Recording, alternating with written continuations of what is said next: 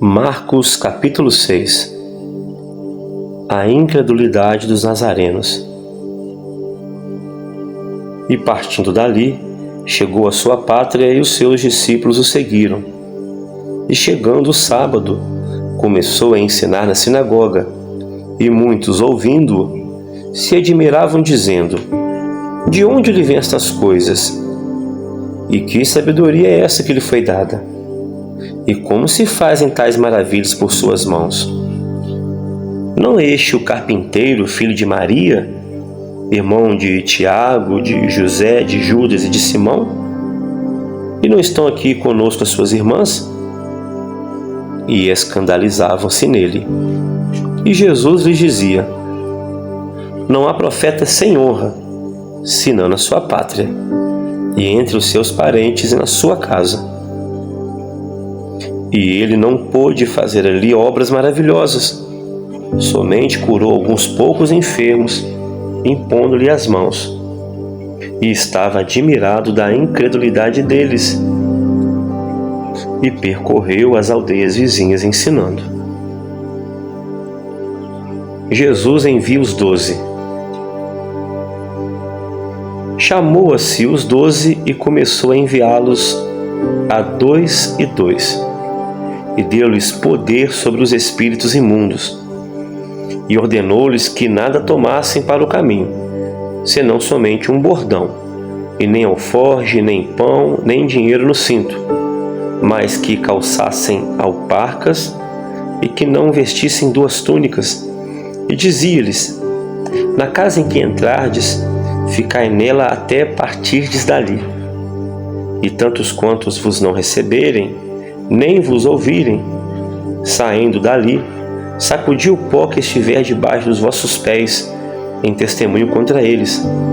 Em verdade vos digo que haverá mais tolerância no dia do juízo para Sodoma e Gomorra do que para os daquela cidade.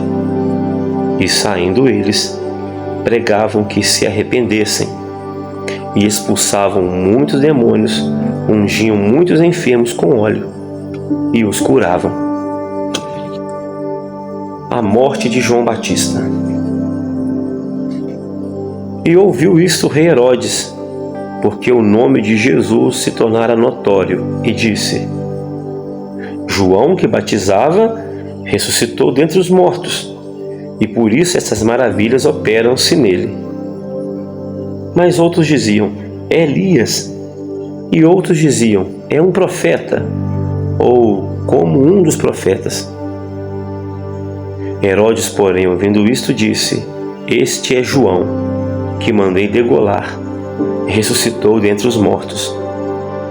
Porquanto mesmo Herodes mandara prender a João e encerrá-lo amarrado no cárcere, por causa de Herodias, mulher de Filipe, seu irmão, porquanto tinha casado com ela. Pois João dizia a Herodes: Não te é lícito possuir a mulher do teu irmão. E Herodias o espiava e queria matá-lo, mas não podia. Porque Herodes temia João, sabendo que ele era um homem justo e santo, e guardava-o com segurança, e fazia muitas coisas, atendendo-o, e de boa mente o ouvia. E chegando uma ocasião favorável em que Herodes, no dia dos seus anos, dava uma ceia aos grandes, aos tribunos e príncipes da Galileia, entrou a filha da mesma Herodias e dançou, e agradou a Herodes e aos que estavam com ele à mesa. Disse então o rei à menina: Pede-me o que quiseres e eu te darei. E jurou-lhe dizendo: Tudo o que me pedires te darei, até mesmo metade do meu reino. E saindo ela, perguntou a sua mãe: Que pedirei?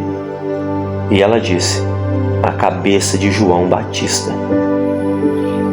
E entrando logo apressadamente, pediu ao rei, dizendo: Quero que imediatamente me des num prato a cabeça de João Batista. E o rei entristeceu-se muito mais por causa do juramento e dos que estavam com ele à mesa. Não a quis negar. E enviando logo o rei o executor, mandou que lhe trouxessem ali a cabeça de João. E ele foi e degolou na prisão. E trouxe a cabeça num prato e deu à menina, e a menina deu à sua mãe. E os seus discípulos, tendo ouvido isto, foram tomar o corpo e o puseram num sepulcro. A primeira multiplicação dos pães.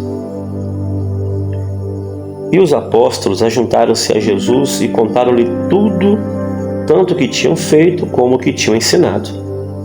E ele disse-lhes: Vinde vós aqui à parte a um lugar deserto e repousai um pouco, porque havia muitos que iam e vinham e não tinham tempo para comer. E foram sós num barco para um lugar deserto, e a multidão viu-os partir, e muitos os conheceram. Então correram para lá, a pé, de todas as cidades, e ali chegaram primeiro do que eles, e aproximavam-se dele. E Jesus, saindo, viu uma grande multidão e teve compaixão deles, porque eram como ovelhas que não têm pastor. Então começou a ensinar-lhes muitas coisas. E como o dia já fosse muito adiantado, os seus discípulos se aproximaram dele e lhe disseram: O lugar é deserto e o dia está muito adiantado. Despede-os, para que vão aos lugares e aldeias circunvizinhas e comprem pão para si, porque não temos o que comer. Jesus, porém, respondendo, lhes disse: Dai-lhe vós de comer. E eles disseram-lhe: Iremos nós e compraremos 200 dinheiros de pão para lhe darmos de comer? E ele disse-lhes: Quantos pães tendes? Ide ver. E sabendo eles, disseram: 5 pães e 2 peixes. E ordenou-lhes que fizessem assentar a todos em ranchos sobre a erva verde. E assentaram-se, repartidos de 100 em 100 e de 50 em 50. E tomando ele os 5 pães e os 2 peixes, levantou os olhos ao céu, abençoou e partiu os pães, e deu aos seus discípulos para que os pusessem diante deles. E repartiu os 2 peixes por todos. E todos comeram e ficaram fartos. E levantaram 12 cestas cheias de pedaços de pão e de peixe. E os que comeram os pães eram quase 5.000 homens. Jesus anda sobre o mar. E logo obrigou os seus discípulos a subir para o barco e passar adiante para o outro lado, a Betsaida, porquanto ele despedia a multidão. E tendo-os despedido, foi ao monte a orar. E sobrevindo a tarde, estava no barco no meio do mar, e ele, sozinho em terra.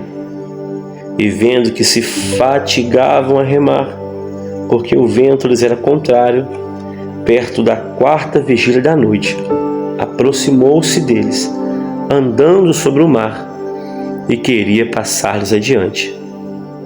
Mas quando eles o viram andar sobre o mar, cuidaram que era um fantasma e deram grandes gritos, porque todos o viam e perturbaram-se.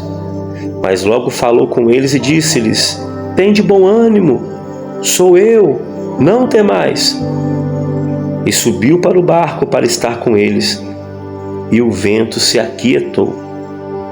E entre si ficaram muito assombrados e maravilhados, pois não tinham compreendido o milagre dos pães, antes o seu coração estava endurecido. E quando já estavam no outro lado, dirigiram-se à terra de Genezaré, e ali atracaram. E saindo eles do barco, logo o conheceram. E correndo toda a terra em redor, começaram a trazer em leitos aonde quer que sabiam que ele estava, os que se achavam enfermos.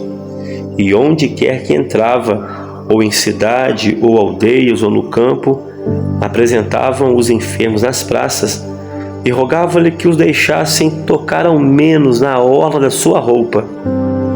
E assim, todos os que lhe tocavam saravam.